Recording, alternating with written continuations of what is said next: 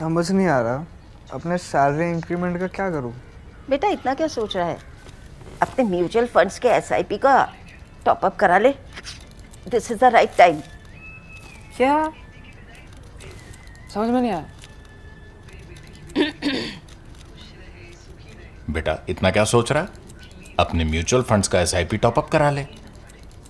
This is the right time. अब समझा।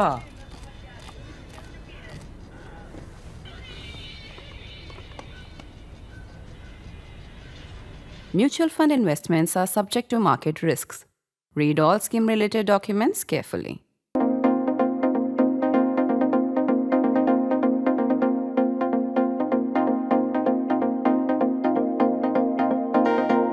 It is still night time in America as I write this, and we don't know what truth social posts we will see in the morning and how they would signal a new geopolitical shift.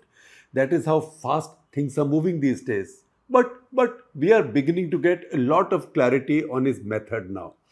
3 days back, as Trump was setting out for his three nation Asia tour, he put out a shockingly disjointed and dangerous post. At least what looked like a. He said, I'm asking for nuclear testing to be resumed so that the US is at the same level as China and Russia, and then ranted and rambled along. Now, nuclear testing doesn't scare anybody. If we test, Russia and China can test any number of times. They have much uranium to spare. And actually, nobody wants to waste uranium testing anymore. This, therefore, wasn't going to set off a new nuclear arms race. The dangerous part was how could a man so powerful sound so unhinged? I know there is a Trump fan club out there. See how Xi Jinping flattered him. President of peace, etc. Even Xi Jinping is flattering Trump, so there must be something to Trump. The world has to see some genius in whatever Trump says or does.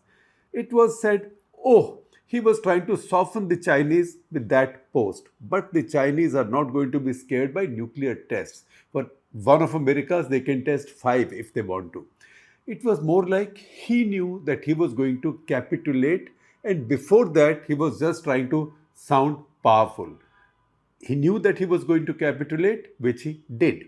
This world is being restructured and redrawn by one man. And what's his power?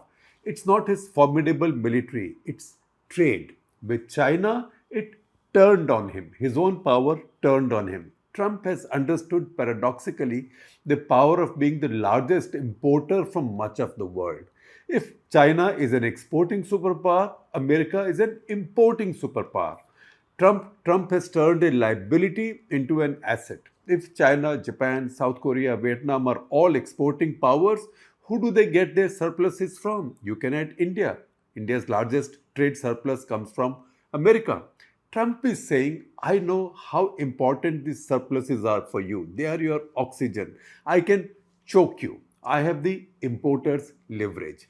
His $30 trillion economy being the largest trade deficit holder against all major countries or almost all major countries is power in the Trump world. Remember, he credits trade also for his claims of bringing about an India-Pakistan truce. Then, why was that nuclear test post so disjointed? It's because he figured that he was being jujitsued. Jujitsu is a martial art where you use your adversary's strength against them. So he figured that he was being jujitsued by the Chinese. Because in this equation, the Chinese have a seller's power as also a buyer's power. As sellers, they own the critical minerals. They can deny them to you. That's a seller's power. As buyers, they are the biggest consumers of American soybean and large consumers of corn as well. The two surpluses that the Americans need to sell. The Chinese knew and Trump knew he couldn't risk tariffing them punitively. That's why the quick capitulation proclamation of G2 as he boarded for his flights on Air Force One to Kuala Lumpur and then Busan. That is something we in India refuse to understand. Our overall trade is still so relatively small, we have too little of this new strategic currency. We sell America nothing that it can't do without except generic pharma that Trump has exempted. But we are afraid to exercise even the significant buying power we could have had. China has lessons for us. You might wonder what's the buying power of the Chinese if they are carrying a trade surplus of about 300 billion with America.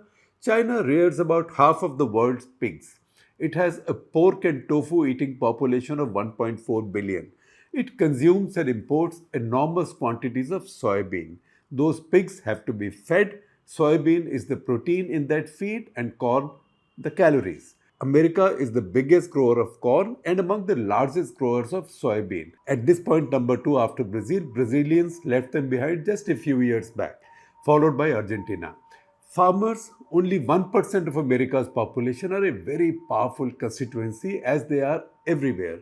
Watch Trump's celebratory posts after a soybean deal with the Chinese, asking his farmers to buy more land, bigger tractors, and declaring it the golden age of farming. Xi Jinping just indicated he had options to get his agricultural commodities from other countries, soybean from Brazil, for example, and Argentina. Trump keeled over, or as is often said, chickened out. Let me also share with you the latest column by Fareed Zakaria, who says Trump is now playing to rules made by the Chinese. And while in India, our debates remain frozen in the mid 20th century and our appreciation of science in the 19th, unfortunately, the Chinese have no problem buying soybean from anywhere, GM or not. In fact, there is very little non-GM surplus soybean available anywhere now. Chinese are very progressive and very sensible. 4 years back, the Chinese began GM soybeans sowing in their country and the area is expanding every year. Chinese cotton yields at this point are 4 times our cotton yields. Our yields have declined almost 40% from their peak because our seed biotech was frozen in 2008. That's a tragic story for another day.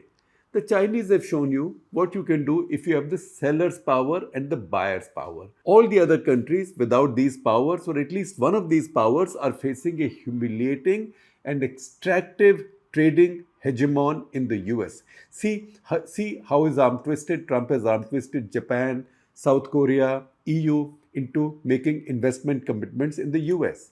Mexico was able to get some kind of a peace or reprieve with America simply because they started buying enormous amounts of corn from across the border, from the south of America. We blew our opportunity of giving Trump a little leverage vis-a-vis the Chinese by offering to buy some of his soybeans. We import more than $18 billion worth of edible oils every year. I had featured this issue in an episode of Cut the Clutter, of which I am sharing a link with you with the description. A lot of the oil we import, edible oil, is soybean oil. We also need cattle feed. Even if we did not want our cattle to eat this soybean, we could have simply exported it after extracting the oil. The same could be done with corn and ethanol.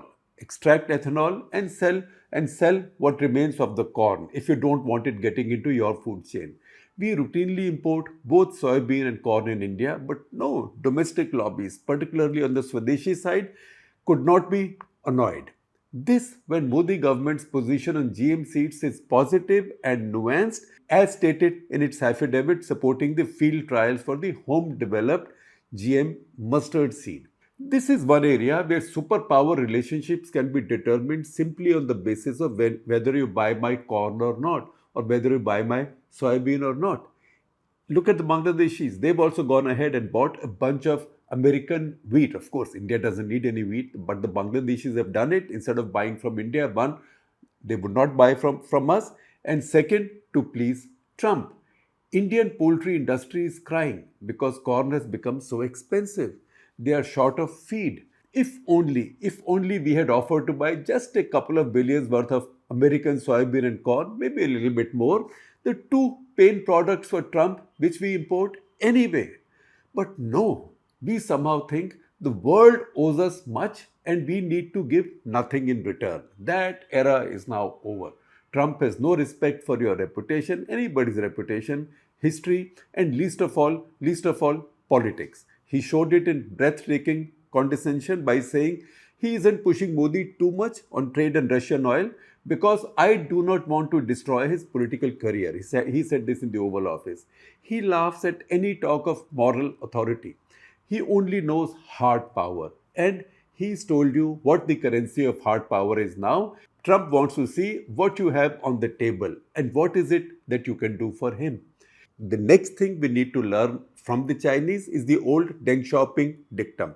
Bide your time, hide your power. The breathless celebration of being the fourth largest economy on the way to becoming the third isn't helping India's cause. It's too much self congratulation. The big powers only snigger. Look at the Chinese, look at the Chinese. The Chinese say we are still a developing country. We are a country of the global south. We have a long way to go. The Chinese never boast about their growth or economic power.